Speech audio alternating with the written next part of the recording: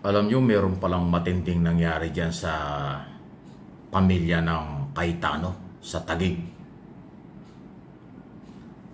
Hindi masyadong napag-usapan during or before election. Pero ngayon lumabas. Kasi po si dating mayor, dating director yun sa showbiz, di ba? Lino Cayetano, kapatid ni Pia at Alan Peter Cayetano, yung magkapatid na senador.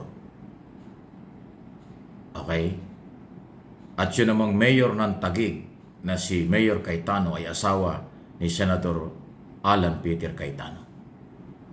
Alam nyo, nagulat ako, in-interview ni Lucy Cruz Valdez. Nito lang nakaraan lang after ng eleksyon.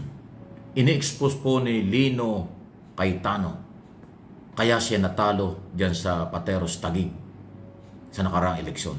Dahil sinabi pala at ikinampanya pa ng mag-asawang Cayetano na don't vote Lino. Ibig sabihin, inilaglag siya. Hindi siya sinuportahan. Kaya siya natalo. Ang sakit no, di ba? Alam niyo itong mga Cayetano, anak ito ni Attorney Cayetano, Rene Cayetano. Kung di ako nagkakamali, ito pa yung nag-donate eh. Di ba may sakit ang dating Senador Cayetano noon? May sakit, may kailangang operahan, kailangan mag-donate ng basta meron hong parte ng katawan na i-donate ito si Lino eh, para maisalba yung kanyang ama, pero hindi nagtagal na wala rin. Pero pagkatapos ng kanyang pagbuwis ng buhay para sa kanyang ama, ganito naman ang naging kapalit. Ay dating mayor yan ng Taguig, kapatid na mismo ng mga Cayetano. Inilaglag sa nakaraang eleksyon. Ito panoodin po ninyo at pakinggan nyo. Malungkot nangyari ito, pero ibang klase pala talaga dyan sa Taguig. Ibang klase rin yung mga Cayetano, especially yung mag-asawa. Kasi si Senador Peter Cayetano at Mayor Cayetano ay mag-asawa yan sa Taguig. Pero ganito palang ginawa nila doon sa kapatid. Ang lupit ha. Ito. This should be, what? This is the first interview after the election. Yes. Unang interview pagkatapos ng election. Okay. Ayan, how do you yan, feel? si Luz, si, ano yan, thank you Ma'am Lucy Cruz Valdez. Siya po yung ng kapatid mo. Hindi ko alam paano sagutin yung tanong na yun. Siguro yung mas I'm disappointed, syempre. There are a lot of things I wanted to do for the city of Taguig and Pateros. Pero siguro nandun lang, sa ano na yun yung disappointment na ang dami sana namin gustong gawin ng team ko, volunteers. Pero tanggap ko desisyon ng tao eh. Tingin ko kung meron akong dapat sisihin o kung may pagkukulang, na sa akin yun. Baka hindi ko napaliwanag ng mabuti ng mga bagay na gusto ko gawin. Baka hindi ko naabot lahat ng mga taong dapat kong abutin. So, for me, I'm disappointed because I think I was fighting for something I truly believed in. But tanggap ko yung resulta. How much of that do you think was because of Alan supporting? 100%. There you go. Yeah, 100%. How do you feel about that? The race began na I was up, I think, 20, 30, 40 points. I was a favorite to win. Pero alam kong dehado ako dahil independiente ako. Okay, tell me about the independiente ka. Bakit? Bakit? Because I wanted to run alone without the baggage siguro ng isang partido. No? More than family, yung partido. Because I wanted to make decisions for myself. When I was mayor of Taguig, at lalong-lalo nung pandemic, nakita ko na if you set aside politics, personal ambition, so much can be done in a short amount of time.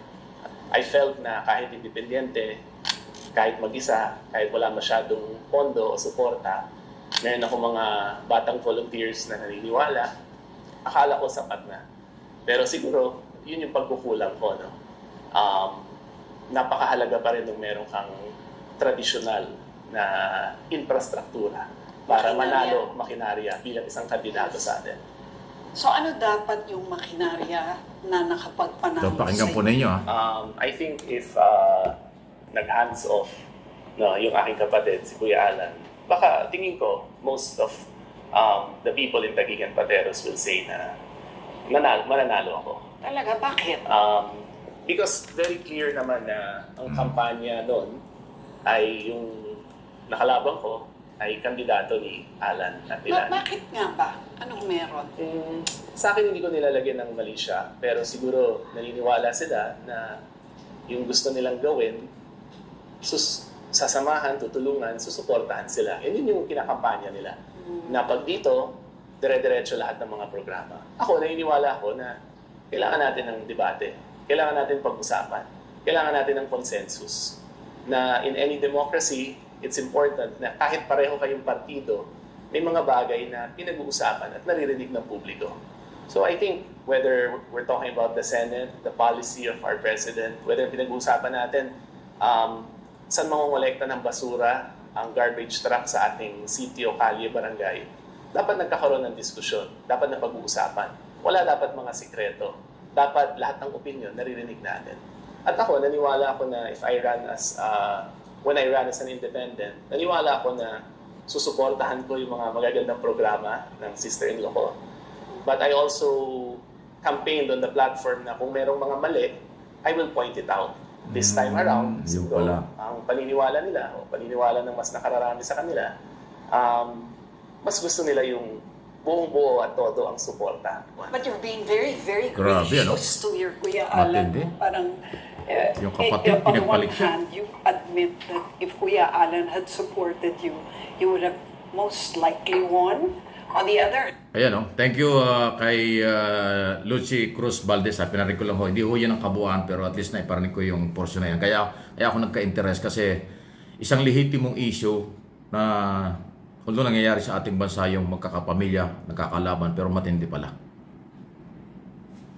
Parang ang lumalabas, sinasabi dito ni Lino Cayetano, kapatid ni Alan Cayetano, Senator Cayetano. Ang gustong kakampi ni Alan ay yung hindi natututol sa kailang gusto. Kasi ang sinasabi ni Lino, anumang bagay dapat pagdebatihan, dapat ayusin. Hindi basta-basta sige-sige lang. So ang gusto niya, good governance, magandang takbo ng gobyerno. So dahil hindi nakakasiguro yung mag-asawang Cayetano na mahahawakan nila at makokontrol nila, si Lino yung kapatid, kaya ang sinuportahan yung kalaban. Antindi. Parang si Amy Marcos din pala yung mga yan. Mas sinuportahan si Sara Duterte at mga Duterte kaysa si Pangulong Marcos na nakaupo. Ganyang katindi ang politika sa ating bayan. Kaya alam nyo, pasintabi na, kaya ako, hindi talaga ako nagplano kahit minsan madaming nag-offer sa akin na pumasok sa politika nung araw pa sa local at naging national. Hindi ako nagka-interest kasi ganyang kadumi ang politika sa atin. Kahit magkadugo, iisang nanay, iisang ama, talagang pamilya. Pero pagdating ho sa interest pang sarili o politika, naglalaglagan, naguhulugan. Isipin mo, sarili mong dugo, kapatid ng mga Cayetano, itong si Lino Cayetano, ang kinuportahan yung kalaban dahil nga ho sa ibang paniniwala na baka hindi makontrol, parang gano'n. Grabe. Grabe. Kaya ngayon, itong mga Cayetano ay senador judges ating bantayan. Saan ba talaga titingin? Kung yung mga gunata si Alan Cayetano ang nag-motion na ibalik yung article of impeachment sa Kongreso na ang sabi ng ibang mga abogado unconstitutional at labag din sa impeachment rules. So yun pala ang style ng Cayetano. Bahala na po kayo kung ano inyong masasabi sa galaw. Local issue pero national itong mga Cayetano, pati yung kanyang kapatid nilaglag noong nakaraang eleksyon. Ang lupit ha? Ibang klase.